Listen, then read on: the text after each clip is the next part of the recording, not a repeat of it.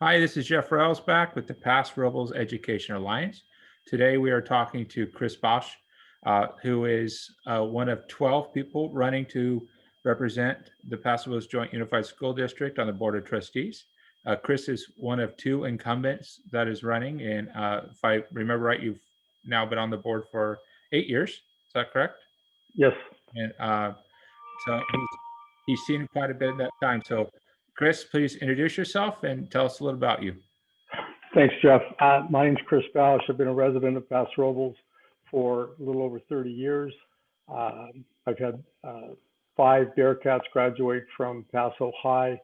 It's probably the reason I ran 8 years ago. I was looking for a way to say thank you for Paso teachers for doing just a great job giving our children a wonderful education. They all went off to great universities. I was recovering from cancer at that point and was looking for a way to say thank you. It was suggested I could use my business expertise in trying to help Paso Robles School District recover from a financial difficulty they were experiencing at that time. I took up the challenge. I ran. I didn't really expect to win. I think I won by 30 votes. So it was a very close race. Went on to, long story short, we turned the finances around. We ended up with a 10% reserve. When I ran for re-election, I had a margin of about 10,000 votes. So it was a pretty good affirmation that what we had done the first time worked. My second term in office was marred by overspending. We thought we had a huge reserve, we could spend it, and we thought we were going to have increasing ADA. Did not occur, so we ended up deficit spending. The reason I'm running a third time, I want to get back to good financial practices, eliminate deficit spending. We can spend within our means.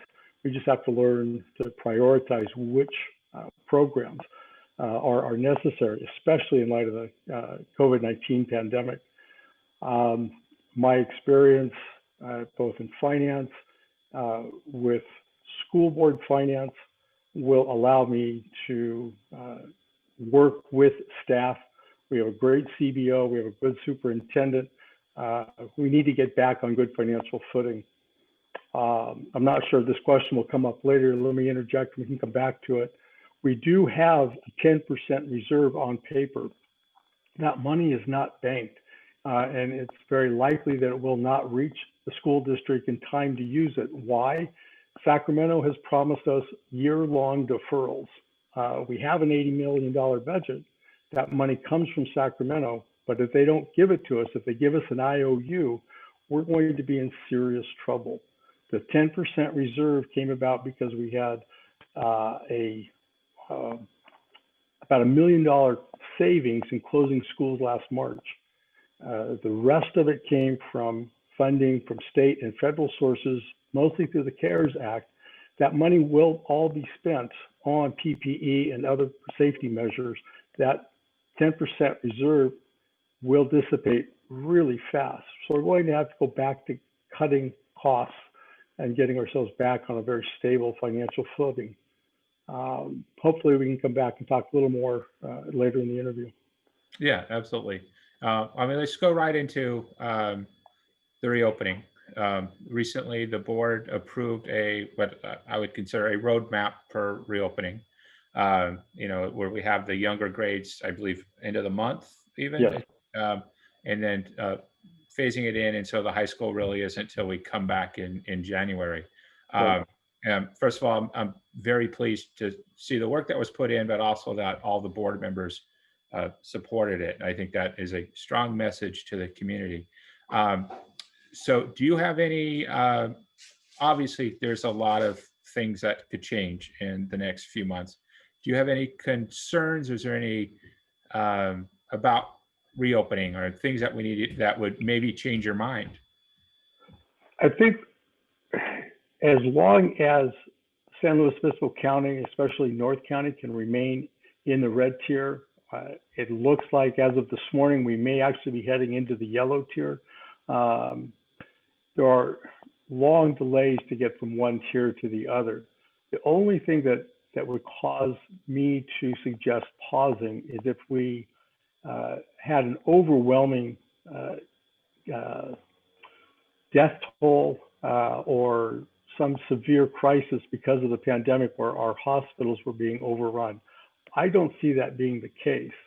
I think as it came out on Tuesday's board meeting, the county can actually move back into the purple tier and schools would be allowed to remain open. If we have too many cases at one individual site, we would close that site down for further evaluation. Won't go into all the details of how that happens, but I'm comfortable that staff did, as they did with the rest of the reopening plan, staff did a great job of trying to work in all the contingencies that might occur under COVID-19. I don't think there's anybody on the board right now that would disagree with getting our students back in school is paramount for so many psychological, physical, learning, etc. reasons. We have to get our students back in. We'll do whatever we can. We have a lot of money to spend for social distancing, for safety measures, for keeping our students safe, keeping our teachers safe. If we can't do that and do it in a really strategic and meaningful way, yes, we would have to shut schools back down. I just don't see that happening. And kind of going into, like you said, the funds largely from the CARE Act is, it got us temporarily out of our reserve issues, which obviously that's good news, but it's not a long-term solution. No, and, correct. So, there are still, as that little bit of relief is great, but until the bigger picture is addressed, we're going to continue to have these problems. So and then the cash flow, you had mentioned that, that is something I hadn't understood, but yeah, that obviously seems that could be a big problem with the state having issues as well. So is it going to cost us the entire amount of the CARE Act money to reopen the schools, or is some of that going to be able to be held back, do you think, or can we not do that? My understanding of the situation is that if it was given to us for COVID relief, that has to be spent on COVID relief. Now that gives us a wide latitude. We've bought or purchased thousands of Chromebooks and iPads. And we get to keep those, whether the pandemic ends immediately or ends next year. We get to keep those. We don't have to return those just because the pandemic is over.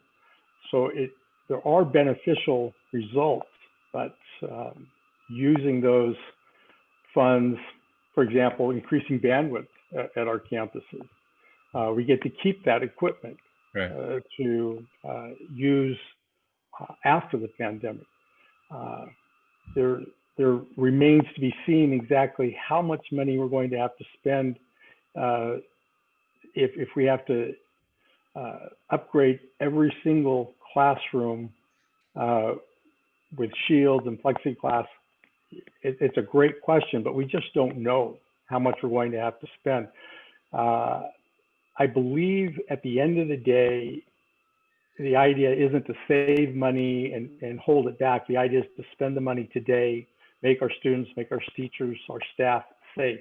If there's money left over at the end of the day, I don't see Sacramento asking for that money back. We'll be able to tweak the program somehow and be able to use it for other programs, but that's just a wish on my part. Yeah, no, a wish for a lot of us. So kind of staying on some of the budgetary things, there's currently a 7-Eleven committee in place that is looking onto potentially what to do with some excess properties. One of the proposals that's on the block right now is even potentially closing down one of our elementary schools. I won't go into the details. You know them much better than I do. Do you have any thoughts on that? And how potentially closing down one of our schools. I'm guessing it would focus on one of our older schools. How that, general thoughts on that, but also how it may affect the district. Sure. This was first discussed actually last year as some of the potential resolutions to getting us out of our budget debacle. I had this conversation with the gentleman who came out today from one of our local stores to do some service work at the house. He has students at Georgia Brown, and he asked me about why are you going to close Georgia Brown? I'd like to correct that the same way I helped him understand. We're not going to close Georgia Brown. We would consolidate two campuses. If 7-Eleven committee brings that resolution or suggestion back to the board, I believe that'll be one of the suggestions they make. I don't think anybody has ever discussed closing a campus. It appears that we're closing, but I think what we would do, Georgia Brown has $13 million allocated to it from M16 funds to restore, rebuild the campus of Georgia Brown. With declining enrollment that is occurring on the west side, we may not need two elementary campuses on the west side anymore.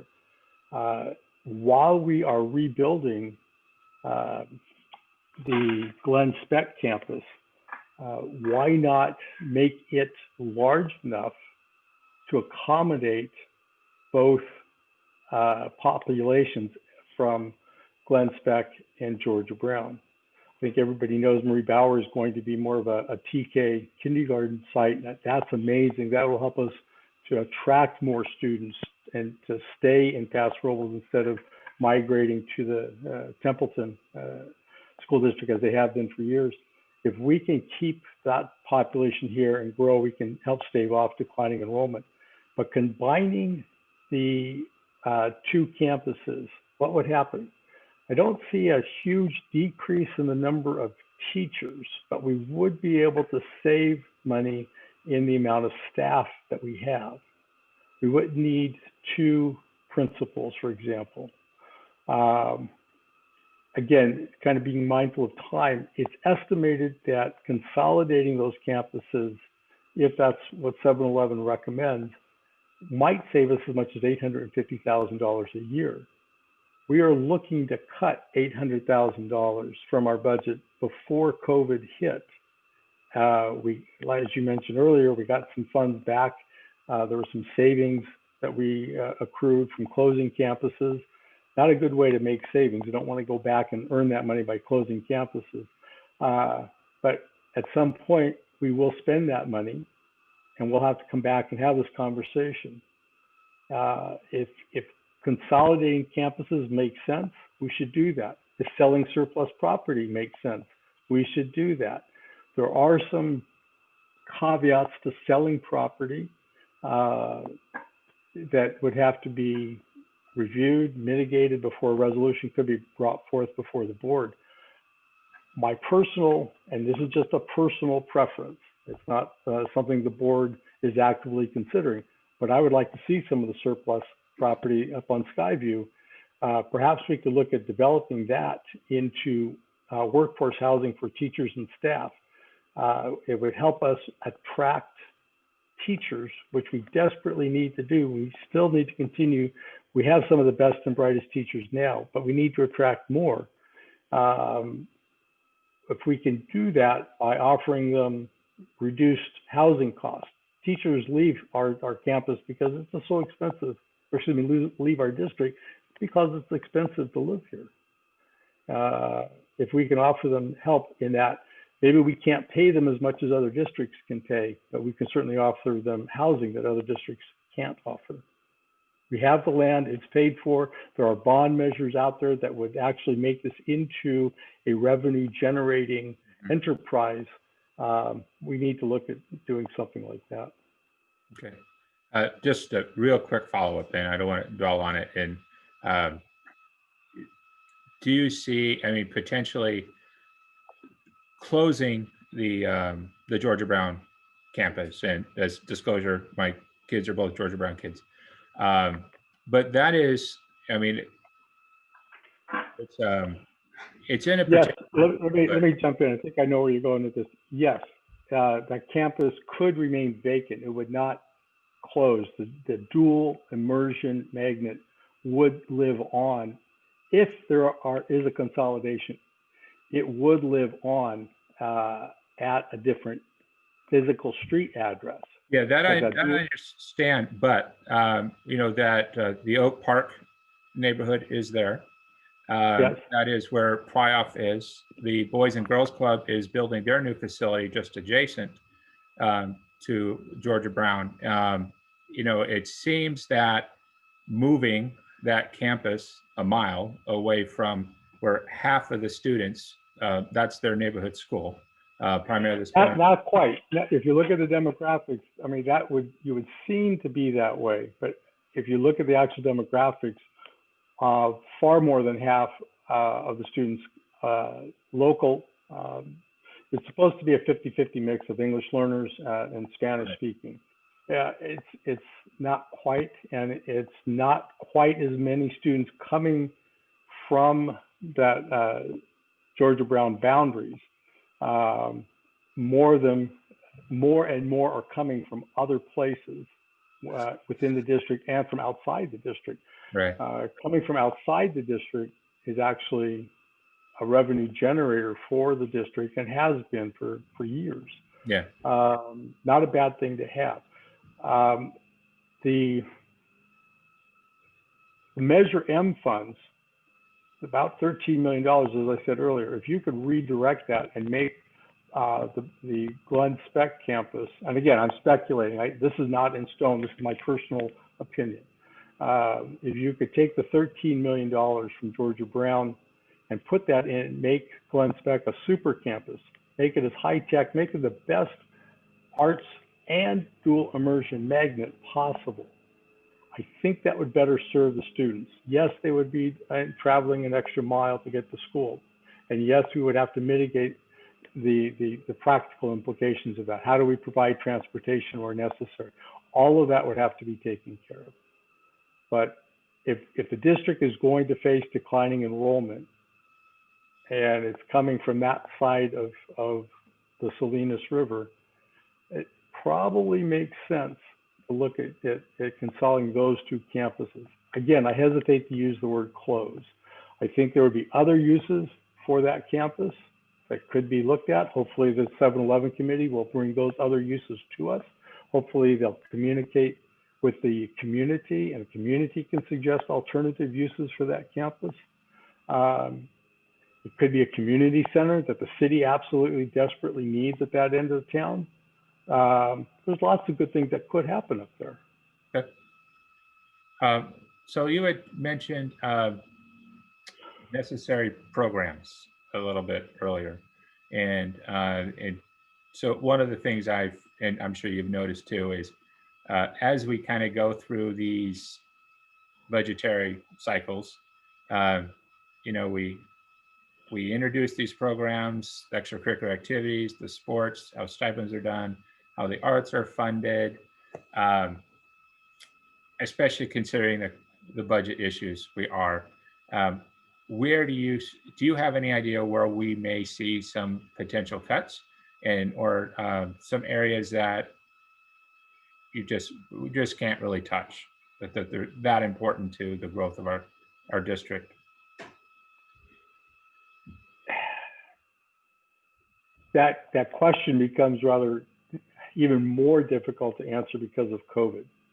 We don't want to cut extracurricular sports, but if there isn't a good program for competition to exist between high schools, for example, I don't see it as a cut. I see it as a temporary, well, we're not going to compete. Fortunately, CIF is going to compete, and it's kind of a strange schedule. I'm sure you've probably already seen it. Yeah. And we support that. The arts, needs to come back. You know that I'm a huge fan of all of our VAPA. My all of our children were involved in visual and performing arts, either choir or drama or both. Our science programs, our Skills USA, all of those are absolutely critical. We have, in our community, we have to balance out prepping our school or students for college with a very, very good realization that not all of our kids are going to go to college. I don't think we should have that expectation that every child will go to college. We need to prepare them as best we can, and that means our Skills USA program. Some of them are going to go from high school to Cuesta or to Allen Hancock. That's a great, great career path. If we are truly serving the community, we have to serve everyone. There isn't a program that we can cut.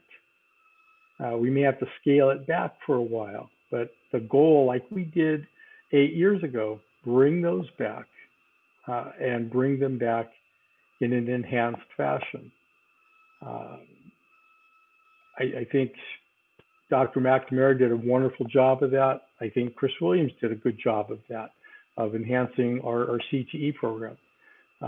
Jennifer Gaviola did a wonderful job of taking our CTE program and making sure it was A2G compliant so students could get credit. Our dual enrollment program with Cuesta, absolutely critical.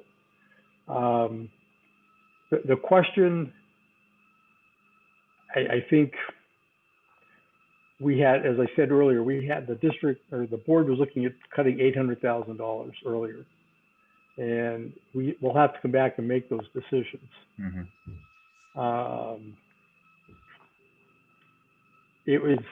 We've done all the low-hanging fruit that we can. I'm not sure where we're going to cut the next 800,000. Yeah, that is not a task I envy, and it's a very difficult job, and there's some big decisions to make in the next 4 years. School consolidation, as we talked about earlier, may make that easier for us, but that realization won't happen anytime soon. That's right. Several years out. All right, thanks. And just lastly, as far as the board itself, you've now been on the school board for 8 years. What do you think makes an efficient school board, one that does a good job? What would you like to see, and how do you see yourself fit into that? Good governance. I think the lack of good governance, not only at the school board level, but at our state and federal level, we have to get along. We have to be able to build consensus. We have to have good information so that we can make good decisions. When the school board is given something to vote on, we do that at a board meeting. We get an information packet a few days ahead of the meeting. We're supposed to go through that information packet, read it, develop questions. What's not happening in a recent memory, I'm talking about the last 4 years, we have not received information that gives us both sides of the equation. We're getting information that's only one-sided. And I'm making a generality here, but it's accurate by and large. School board members do not do enough to go out and research all items on their own. We typically look at just the information that comes to us in the school board agenda packet, and there's so much more to making decisions than that. If we follow along just with what staff recommends, and we're not allowed to bring new items in or new information in, we tend to make decisions that are less critical than they should be. We should be asking hard questions about why are we spending money? Where does this money come from? Why did the budget grow so much? How is it that we're able to project ADA to be so high when in fact we have declining enrollment? We don't question that enough. In order for the school board to get along, all of us need to feel free to ask questions, to make our own observations. The public elects us for whatever idiosyncrasies we bring to the table. They like us and they feel like we're going to represent them as a community. And we have to be able to translate that representation to the boardroom. That has not happened in the past 4 years. We have to get back to that to represent the community, students, teachers, staff, businesses, everybody. And once we start to do that, I think we'll be in much better shape. Good. Well, Chris, thank you for talking to us. And we've known each other, I think, probably since you ran and been on the school board, worked with Rotary and several other projects. And I really appreciate everything you've done for Paso Robles and the school district. Any ways that people can contact you if you're looking for support, please let us know. Very good. Yeah, I think you guys have my email on file, chrisb4sb@gmail, and call me anytime, night or day. Phone's always on. Love to talk to you guys. And thanks, PREA, for all that you do for Paso students. Well, thank you for that. And Chris, have a great day. Likewise. Bye.